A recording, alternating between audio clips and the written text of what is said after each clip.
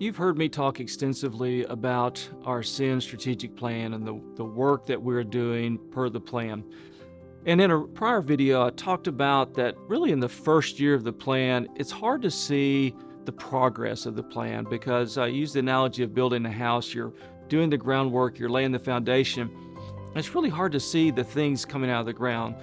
Well, it's been a year. We have made great progress, I believe, on our strategic plan, and we're starting to see that progress. We're starting to see some things very visible. So today, I just wanted to take a few minutes and share with you some of those things that we're seeing that we call wins, those things from the strategic plan directly. And I'll start with our research. We became an R1 a few years ago, big part of our strategic plan.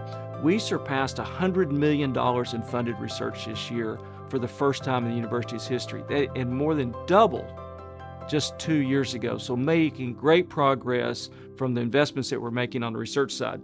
We talk in the strategic plan about outcomes and what happens with our students when they get through a program.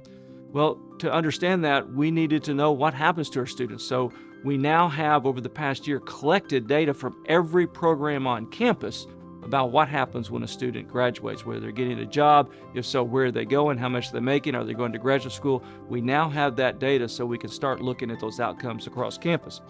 We are building new student housing on our Park Avenue campus. Long time coming. We need more student housing. I've talked about the importance of getting students to live on campus or near campus and how important that is to retention. Excited that we now have that finalized, 542 beds coming there. We have secured $13 million in funding from the state for safety and security measures. And you're seeing very visible signs of that, from fencing to cameras. In a future video, I'll show you this new command center that we have coming for safety and security. We took ownership of the Simmons Bank Liberty Stadium and have started $220 million in renovations.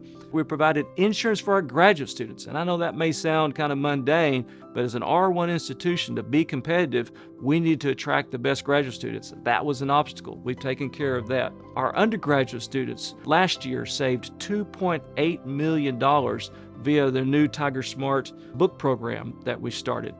It absolutely helps our students. And finally, a very visible win that happened very recently is our campus school is now recognized by legislative action as its own school district. And I'm excited about what that designation allows us to do to grow and scale the great work that we do at our campus schools. I wished I had more time. I would share with you more, but this is just a flavor, and you'll hear more about all of those in the coming months.